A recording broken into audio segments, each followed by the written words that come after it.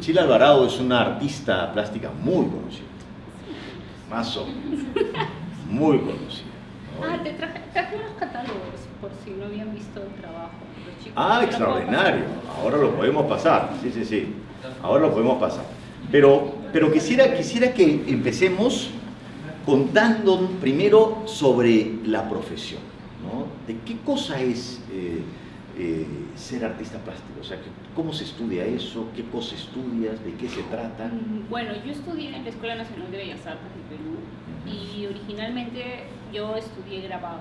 Grabado. Porque en la escuela tú podías estudiar pintura, escultura y grabado, ¿no? Y si ya querías egresar como docente, podías también salir como profesor o como restaurador. Okay. Entonces, para mí en realidad fue una sorpresa cuando llegué a la escuela, porque yo lo que siempre quise hacer era dibujo. Y dibujo era una parte de la currícula, no podía dedicarme solamente a dibujar. Solamente eso. Entonces escogí grabado, que para mí me dejaba como variar en diferentes técnicas el dibujo. ¿Ustedes saben lo que es grabado? Grabado madera.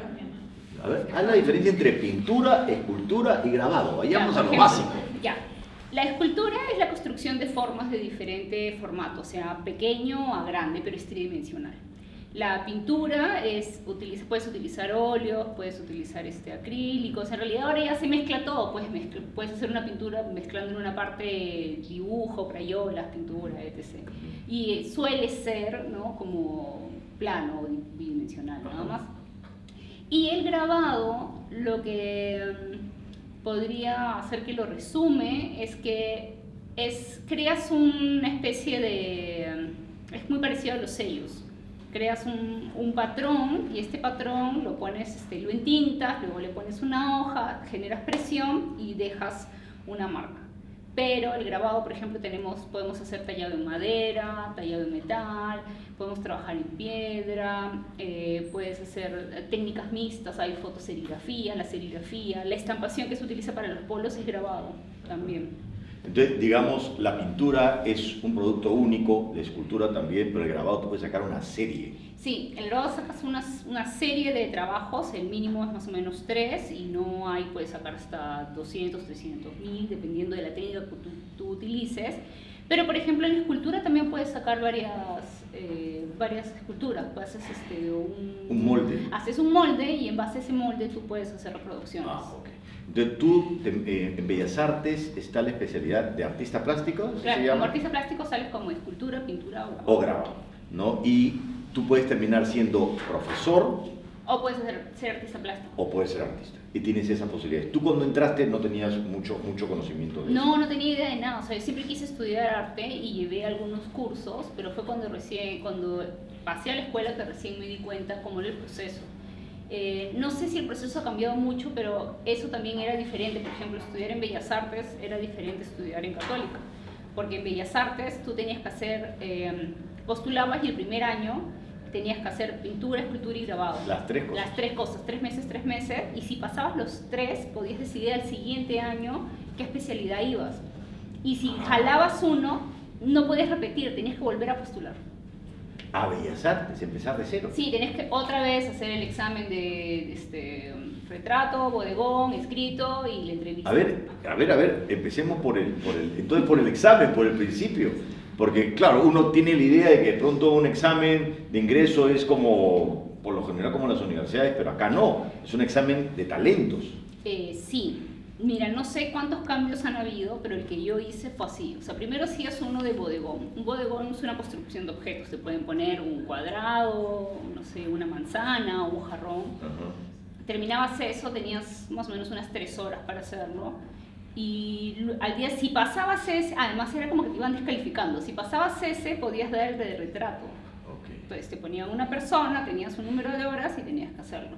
Si pasabas ese, dabas el de textos, el que todo el mundo hace. Ah, o sea, el de la pregunta Sí, las preguntas de cultura general. De cultura general, ¿era después de haber mostrado si podía ser bodegón o retrato? Era, y si pasabas todos esos, pasabas una entrevista. Wow. Con profesores y artistas, ¿no? ¿Y tú tenías 17 años, 18 años? Tenía 16. 16. Sí. ¿Cómo manejabas el estrés de tanta evaluación? Yo casi me vuelvo loca. Porque para empezar dibujaba malísimo. ¿Ah, sí? Claro, yo dibujaba súper mal. Además, o sea, yo siempre quise estudiar, pero en mi casa como que no les gustaba la idea. Entonces es como que, hay unos cursitos por aquí, por acá, pero fue todo un trabajo, o sea, conquistar a mi familia, en realidad a mi papá, para que me deje postular, porque él quería que yo vaya a estudiar Derecho, o Arquitectura, cualquier ¿Qué carrera. profesión tiene tu papá? Mi papá es ingeniero. Ingeniero.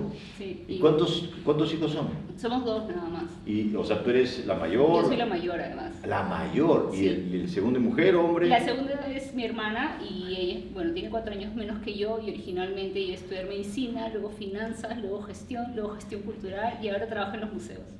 Ah, terminó también en el arte. O sea, Sí. Y tu papá ingeniero no entiende Mi nada. hermana, porque vio, creo que en mi proceso, todas las dificultades que yo tenía dentro del mundo del arte, terminó metiéndose primero con ONGs, luego gestión cultural, y ahora está muy enfocada a ver de cómo hacer que los museos se repotencien entre ellos. ¡Wow! Y estudió cursos de administración, entonces ella hizo también como de administración y mezcló todo eso y ha llevado cursos, no sé, de cómo llevar exposiciones de un lugar a otro, sobre derechos de autor, ¿no? Wow. Cómo manejar a los públicos que vienen de arte, cómo trabajar con ellos, porque son diferentes, pues, ¿no? O sea, las dos venían de arte. ¿Y tu mamá? Sí, mi mamá es química farmacéutica. Un ingeniero con una química. Un ingeniero mecánico electricista con Mecánico química. electricista con Una química. especializada en vidrio. Especializada en vidrios. Sí. Y una hija que quiere decir artista plástico. Quiere ser artista plástico. Sí. Habrá sido bien difícil. O sea, por el lado de mi papá sí, o sea, yo entiendo ahora que han pasado los años que estaba muy preocupado por mi estabilidad económica y qué iba a hacer de mi vida y ser artista y todos son unos pastrulos y etc. Pero por el otro lado mi mamá siempre fue, no importa lo que hagas, si lo vas a hacer bien. Tenía esa frase de, no me importa si vas a ser barrendera, quiero que seas la mejor barrendera de la cuadra. O sea, no me importa totalmente qué hagas, pero hazlo bien. Y de alguna manera yo creo que ella también nos influenció mucho porque dentro de lo que era la química que a ella le gustaba, siempre nos estuvo haciendo que hiciéramos diferentes cosas. Yo creo que al final escogí un poco grabado eso, porque mi mamá nos hacía hacer desde jabón, velas, champú, ver los compuestos químicos, cómo cambiaba, las cintas de pH, ver las... no sé, a cuántos grados el vidrio cambiaba, podías construir cosas con él. Entonces es como que el grabado es como una cocina, ¿no? En paralelo que tú haces tus propias mezclas, tus materiales, es como una cocina y tiene mucho de química. O sea, una cocina de arte. Sí, es como una cocina de arte. Necesitas mucho tiempo, es bastante laborioso en realidad.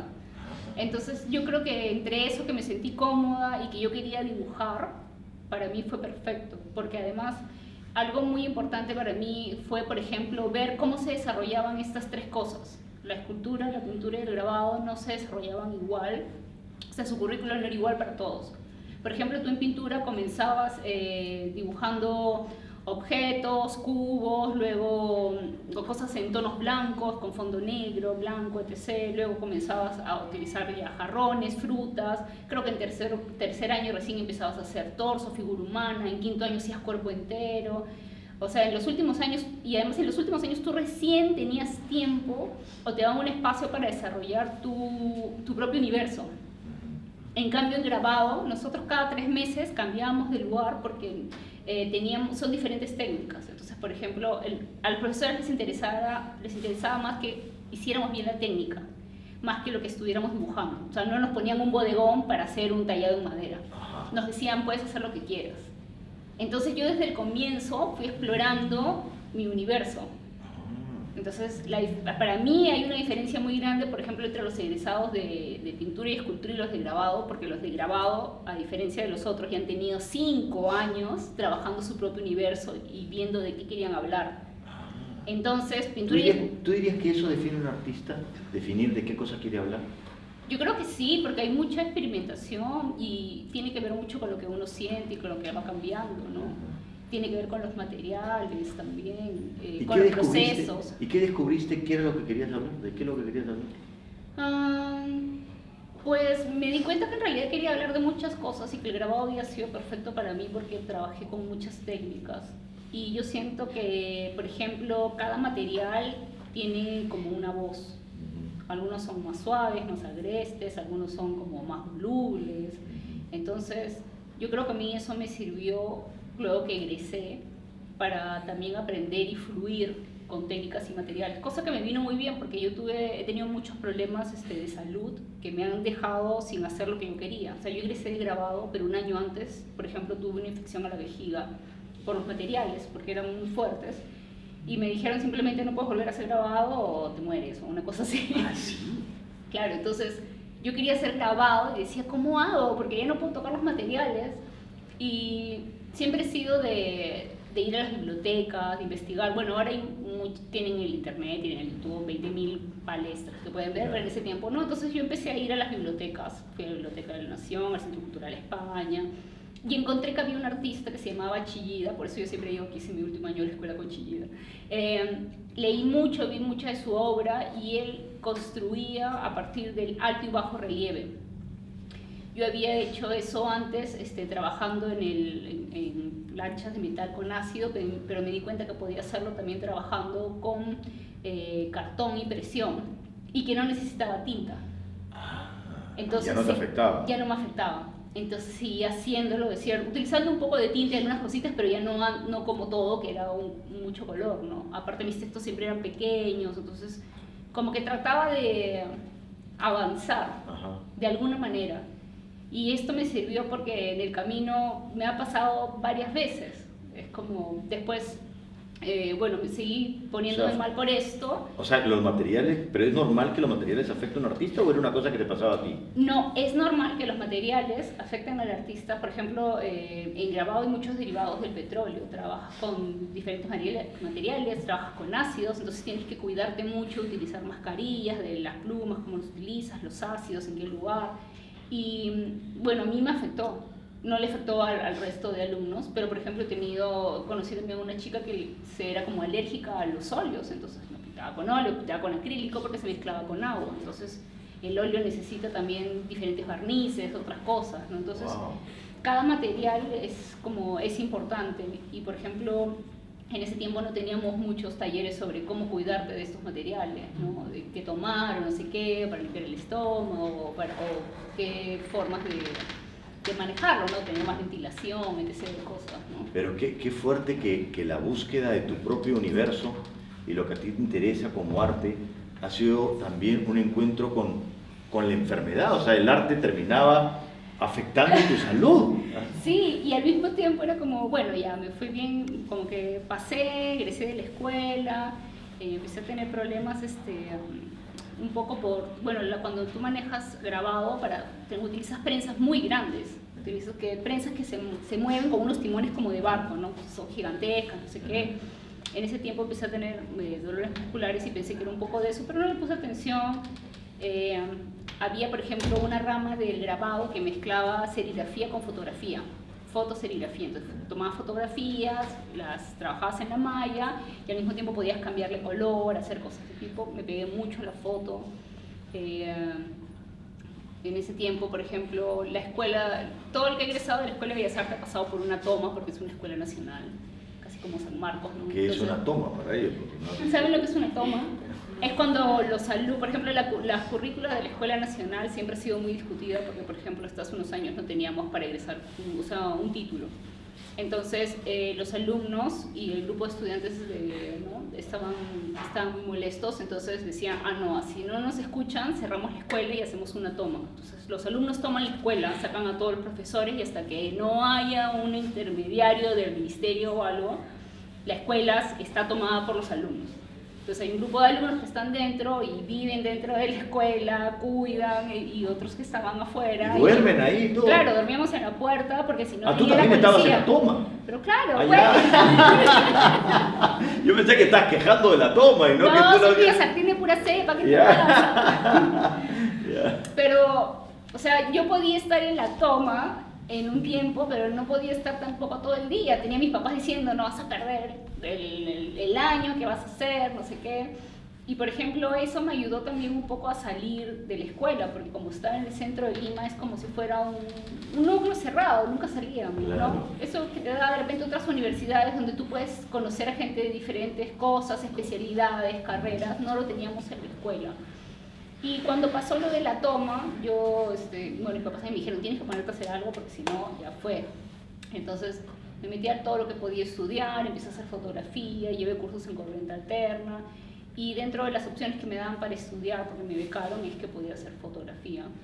Hice foto por un par de años, me fue bien, gané algunos concursos y luego me operaron de la vista porque tenía miopía y astigmatismo y casi no veía. Y en ese tiempo el centro de Lima no era lo que era ahora, entonces me arrancaron un par de veces los lentes de la cara y era como, ok, no puedo seguir así. Tuve la suerte que me podían pagar la operación, me hicieron la operación, pero hubo un pequeño contratiempo y es que yo ya tenía sensibilidad a la luz, entonces la operación acentuó eso. Y como por 1 año y medio o 2 estuve viendo todo como si estuviera el obturador de la cámara así a 1000, como se ven esas fotografías en que todo está expuesto y ves en las calles las líneas así de las avenidas, ya así veía. ¿Así viste 1 año y medio? Sí, o sea, hasta que fue bajando, pero en ese tiempo entonces dejé de hacer fotografía, cuando ya me iba más o menos bien. Y luego hice ilustración por algunos años, que me fue bien también en ilustración. Paralelo así ilustración de cuentos infantiles porque siempre me había gustado escribir, ilustrar. Antes ilustraba para otras personas, en los últimos años ya casi solo ilustro para mí mis cuentos y empecé a tener algunos problemas que me dolía mucho la mano, el brazo, no sé qué, y yo decía, bueno, es por dibujar, pero luego empezó el brazo izquierdo, la mano, no sé qué, luego las piernas y luego me dijeron que tenía fibromialgia. Por Dios. Sí, entonces es como...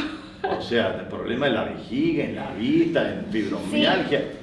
Sí, soy un cuadro así total. Y es como... Yo creo que lo que yo hice en grabado me ayudó mucho, porque no me fijé en una sola técnica, sino tenía varias. Y de alguna manera me ha servido en el resto de mi vida aprender a fluir hacia lo que puedo. Sé que quiero construir, que quiero contar, que quiero a veces canto, a veces compongo, si no puedo dibujar escribo, si puedo dibujar dibujo. Tienes múltiples modos de expresión.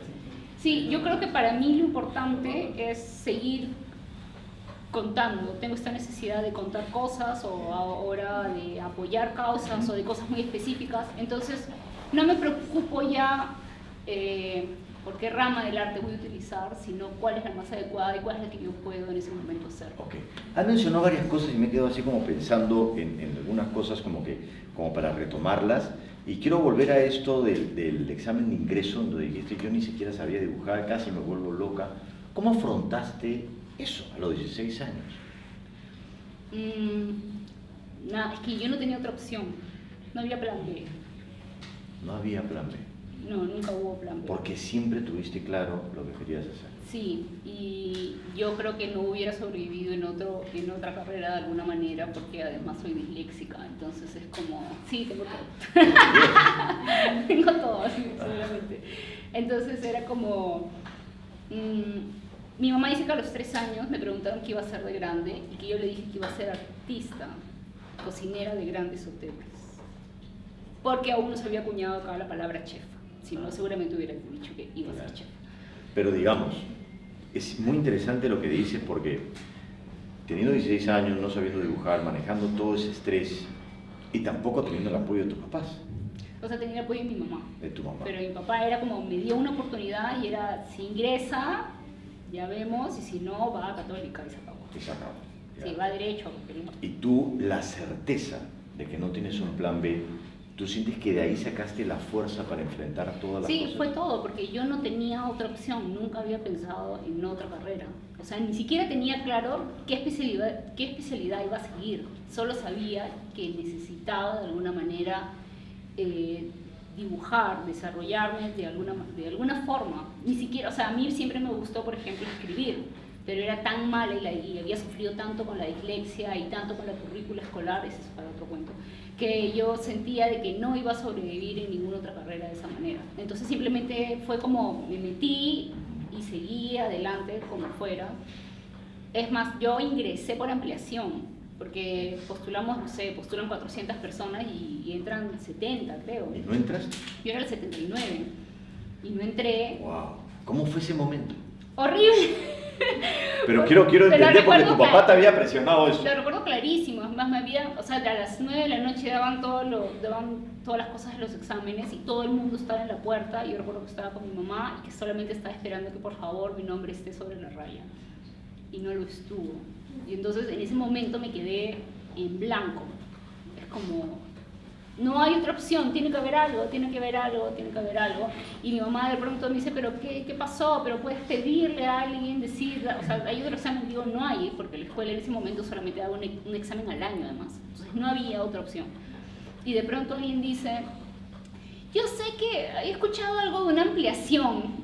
Y yo fue como, ¿qué? Así entre 20.000 personas, ¿quién dijo algo de una ampliación? Sí. Me aferré a la idea, hablé con alguien, de un chico que ya está en el segundo, tercer año, me dice, sí, yo he escuchado eso, que a veces se hace eso porque en realidad ingresa un número de personas y la verdad es que las que egresan son la cuarta parte de los que egresan, porque la escuela es bien demandante. Entonces empecé a hablar con gente y ese mismo día mi mamá no sé de dónde consiguió una hoja, fue un lapicero y es como, por favor, todos los que quieran apoyar. O sea, yo no tenía ni DNI y estaba haciendo, y yo manejé la ampliación de ese año.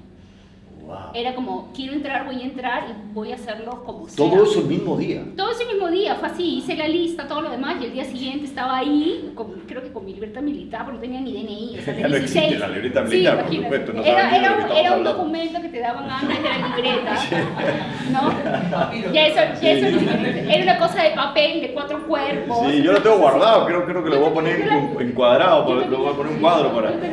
Pero lo que quiero saber es, ya, hice todo ese trámite, pero me llama mucho la atención la conversación con tu papá después, que estaba esperando el resultado. No hay en ese momento celular como para llamar a tu papá no sabe. Casa, obviamente. Entonces, entras y tu papá te dice, y... Nada, le dije que en unos días daban los resultados. Ah, le dijiste eso. ¿Y no le dije nada hasta que terminé de hacer los trámites. Y terminaron los trámites y te dieron la impresión. Sí, me dieron la impresión. Y o sea, él nunca se enteró que no ingresaste. Mi papá se enteró después. Yo hice la ampliación, me presenté, fue muy gracioso porque me acuerdo que había 20... Es como... Yo tenía que hacerlo, como sea. Era, no sé, para mí fue casi como llegar a Mordor, una cosa así. Recuerdo que al día siguiente había mi papel y había pedido un formulario y todo lo demás, y que había un montón de chicos también que querían entrar y todos, podemos entrar, y habían cerrado la reja, podemos entrar, y yo fue como, así no voy a entrar. Agarré, empujé a todos y de frente le dije, permiso, tengo que entrar. Y al guardia de seguridad me dice, ¿para qué viene? Estoy a cargo de la ampliación. O sea, ni siquiera fue como... Estoy a cargo de la ampliación. Ni siquiera fue no pregunté ni siquiera si podía entrar. Años. No, ni siquiera pregunté, para mí no había plan B, tienes que pensar eso así, no hay plan B. Entonces ni siquiera pregunté si podía entrar, no, era, voy a entrar, tengo que ir a tal lugar, y el de seguridad me miró con tal cara que simplemente abrió la puerta y me dejó pasar. Señora, casi. Y claro, y dejaron a los otros 30 que estaban gritando afuera. Wow. Y así fui, hablé con el grupo de estudiantes, presenté la carta, y conmigo ingresaron 30 personas más. Wow. 30 personas que además se quedaron hasta el final, te diría. Porque creo que al final más gana la perseverancia. O sea, los que les costó entrar fueron los que más se quedaron. Sí, fueron de los que más se quedaron. Y quiero preguntarte 2 cositas más, porque mencionaste lo de la beca. ¿Pediste una beca porque necesitaba la beca? ¿No podías en ese momento pagar los estudios? No podía pagarlo porque además... tu papá... No, sí, obviamente mi papá no quería invertir más, o sea, en la escuela, en los materiales y las cosas. No era que tus papás no tuvieran el dinero, era que tu papá... No, sí. Aparte tenía una hermana también que estaba estudiando y ella estaba postulando para medicina, entonces tampoco como que nos sobraba el dinero como para que yo llevara más cursos de arte en una escuela 6 veces más cara, entonces no era una opción. Pero hablé con mi mamá habló con una tía, mi tía trabajaba ahí, hablamos, me presenté, hablé con el director, es como que le conté, estoy en la escuela, quiero seguir estudiando, por favor, no quiero perder mi año, ya estoy estudiando acá. Y le dije, o sea, este es mi trabajo, para ese momento yo ya estaba en realidad haciendo varias cosas, había estado en exposiciones, siempre como que he estado bien metida, ¿no?, en avanzar. Y yo recuerdo que en ese momento él hasta me ofreció estudiar la carrera ahí, con media beca.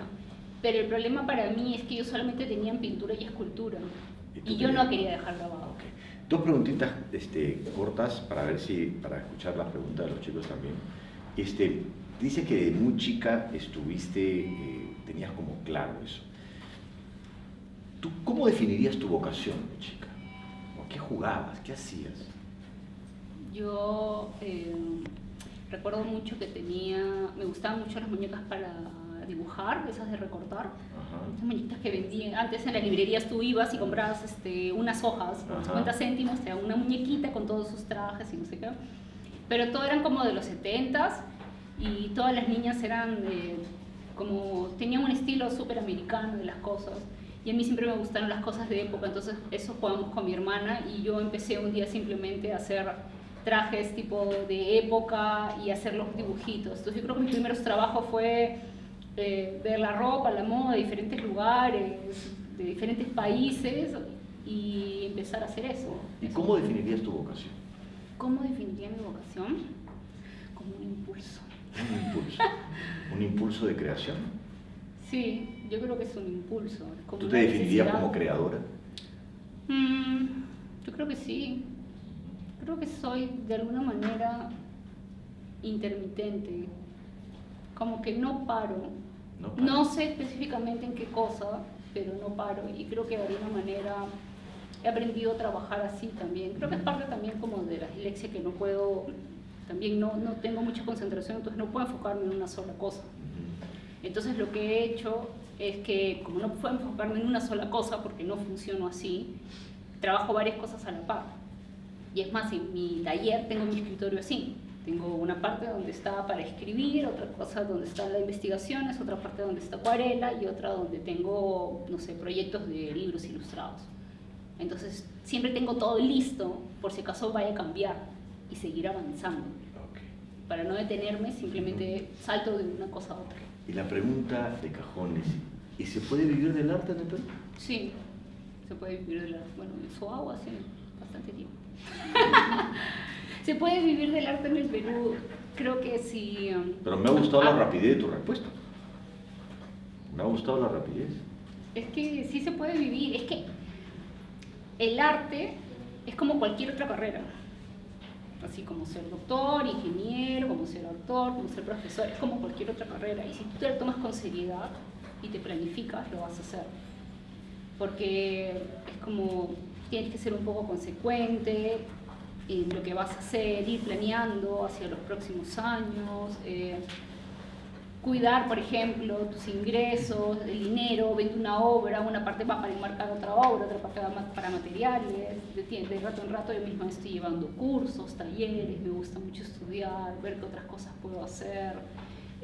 Soy muy ordenada, por ejemplo, con mis finanzas, tengo boletas, recibos, derechos de autor, etc. de cosas, ¿no? Conozco gente y artistas que no tienen ni siquiera un recibo por honorarios y llevan 20 años. Claro. Entonces, si yo necesito en este momento, por ejemplo, ok, quiero hacer un proyecto grande o quiero poner una tienda o algo, puedo por lo menos también decir, ok, tengo un registro financiero y puedo hacerlo, ¿no? Puedo pedir por lo menos un préstamo o algo, pero uno tiene que ser organizado. Ese mito del artista bohemio que está en Barranco y es mentira. Yo creo que lo inventó alguien muy inteligente, así toda su competencia estaría todo el fin de semana bebiendo como locos y gastando su plata y el lunes cuando quisieran trabajar no iban a tener ni pulso ni lienzos. O sea, los artistas que viven del arte que yo conozco, o sea, trabajan un montón. Los Son escritores más también organizados, son súper claro. organizados, tienen un horario. O sea, así no les haya encargado a alguien un trabajo, están levantándose, por ejemplo, de 9 a 10 toman café y de 10 a 1 escriben, lo que sea. No importa si tienen un tema pensado o no, porque es como, yo siento que las artes son muy ingratas. Aprendes anatomía y en un par de años se te va, el pulso se te va, tienes que estar todo el tiempo, entonces tienes que mantenerte trabajando. Excelente. Preguntas. Excelente. Por favor. ¿En quién o de qué te inspiras para trabajar? En las cosas que me emocionan. Y pueden ser un cuento, puede ser un personaje, puede ser apoyar algo. Me di cuenta de que había muchas carencias dentro del sistema de educación porque yo lo viví y estoy como muy enfocada a hacer libros para niños que hablen sobre la biodiversidad, sobre la diversidad, sobre la igualdad, ese tipo de cosas, ¿no? Y al mismo tiempo, por ejemplo, puede pasarme algo, no sé, una tarde fantástica con mis amigos y de pronto quiero hacer un poema y simplemente lo ilustro, ¿no? Como todas las cosas que me emocionan, hasta las que me dan tristeza también, ¿no? Como... Excelente. ¿Alguna otra pregunta? ¿La carrera en sí es muy rigurosa o hay mucha competencia o es como cualquier carrera? Creo que es como cualquier carrera en el sentido de que hay mucha gente. No tenemos tantas escuelas de arte, pero los espacios que tenemos para exposición en realidad son muy pocos. En otro sentido, lo que pasa con la carrera de arte no es que, por ejemplo, no sé, no es como una clase normal en que todo el mundo da su examen y se lo entera al profesor y se entera de su nota cuando te dan el examen. Ahí estás expuesta todo el tiempo. O sea, los 50 alumnos que estudian contigo ven tu trabajo y normalmente todo el mundo sabe quién es el mejor y quién es el peor. Y eso es muy fuerte, pero no es solamente fuerte para los malos, sino para los buenos, porque yo recuerdo que los primeros puestos suelen retirarse. No soportan la presión de que todo el tiempo les estén mirando. Yo tuve suerte de ser de las últimas, entonces a mí nadie le importaba mi trabajo y pude ir avanzando de a poquitos, ¿no? Pero yo sentía mucha vergüenza de que vieran al comienzo que mi trabajo era malísimo, siempre estaba en una esquina así. Pero esa frase, de tuve la suerte de ser de las últimas, me parece que estaba mal. Emilio. Sí, tuviste que practicar un montón antes de postular, tipo dibujar, hacer tipo, las esculturas que eran. Sí, o sea, yo dibujaba siempre, trataba de llevar cursos, pero no me di cuenta realmente lo que era necesario para ingresar hasta que me presenté a los talleres para a la pre de Bellas Artes.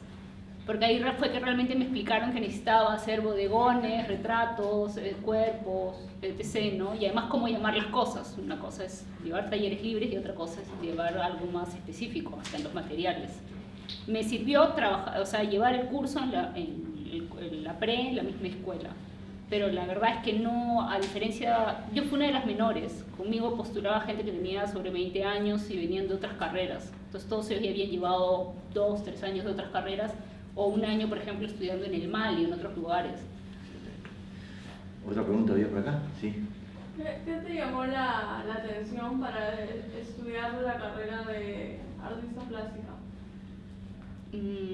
Creo que sentí que era el lugar donde yo podía desarrollarme, porque por todo esto que tenía de la falta de concentración, la dislexia, de que se me dificultaba leer, y siempre yo era mucho más rápida reconociendo imágenes, entendía todo más visualmente. Lo que te quita la dislexia es que a veces te confundes, a veces me confundo al hablar, digo otras palabras, o me confundo al leer y eso me da dolor de cabeza y me pone mal, pero lo que te da es que te da una velocidad de 300 veces más rápido para entender a través de las imágenes, de construir, Entonces en ese momento no entendía todo eso, pero yo sentía de que solamente podía desarrollarme a través del arte por todas estas supuestas deficiencias que yo tenía, que después fueron más bien lo que me han ayudado. Excelente. A ver, ya hasta las últimas 2 preguntas. Muy bien. A ver, sí, Natalia. Ahora que haces lo que tú quieres, o sea, siempre cambias, ¿tienes como que un trabajo fijo o no? Nunca sé qué viene. Sé que en los últimos años, o sea, al comienzo aceptaba de todo, yo hice ilustración infantil, fui directora de arte en Etiqueta Negra, hice ilustraciones para el comercio, ilustraciones para el ministerio, para diferentes libros, pero en los últimos años, mientras más estabilidad económica yo tenía, lo que hago es que ya solamente tomo trabajos que tienen que ver directamente con lo que a mí me interesa, que es educación o identidad, ¿no? Excelente. La última. ¿Cómo inició tu universo y cómo es ahora? Es una gran pregunta. ¿Cómo empezó tu universo y cómo es ahora? El filósofo. Yo creo que empezó con muñequitas. Con muñequitas de papel. Es que en realidad empezó con las muñecas de papel y luego Un día, no sé, me pidieron que tenía que trabajar. Lo bueno de que nos cambiaran a cada rato de tema, por ejemplo, de tema, esto de trabajar madera, piedra, grabado, serigrafía, y seguimos rotando así, fue que yo trataba de empatar mis emociones a los personajes con estas técnicas. Entonces un día apareció una niña y yo empecé a dibujarla y de pronto fue como si el personaje en realidad me hablara. La forma en que yo tengo las imágenes también es medio rara, no sé si es medio rara, pero bueno, es mi forma, son como videos. Entonces es como cuando tú ves una imagen, una ilustración mía, hay todo un video y un cuento detrás, pero como no puedo ilustrar todo eso, lo que hago es que pongo como stop en mi cabeza cuando encuentro una imagen que yo siento que es lo que más dice lo que yo quiero decir, ¿no? Entonces stop y luego la dibujo tal cual. Entonces esta niña vino con, digamos, una colección de videos, ¿no? Que se desplazaba de un lugar a otro, y luego empecé, no sé, a hacer fotografía, hacía cosas más eróticas, más trabajos de autorretrato, luego empecé a escribir mis propios cuentos, y de pronto es como que el personaje saltaba y no sé, ese personaje lo tenía cuando ingresé en la escuela, no sé, en el 2000, por ejemplo, y hace un año apareció de nuevo. Entonces, yo creo que son como mis vivencias o las partes que uno tiene, porque yo siento que a veces la infancia es como un estado, ¿no? Un estado mental que uno mantiene. Entonces, de pronto algo despierto eso en mí y vuelvo a ese personaje.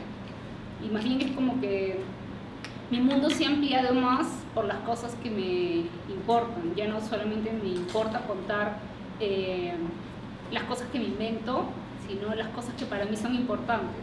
Hablar sobre la biodiversidad del país, hablar sobre la igualdad, hablar sobre esas cosas me llenan un montón, entonces creo que mi universo ahora está también marcando esas pausas.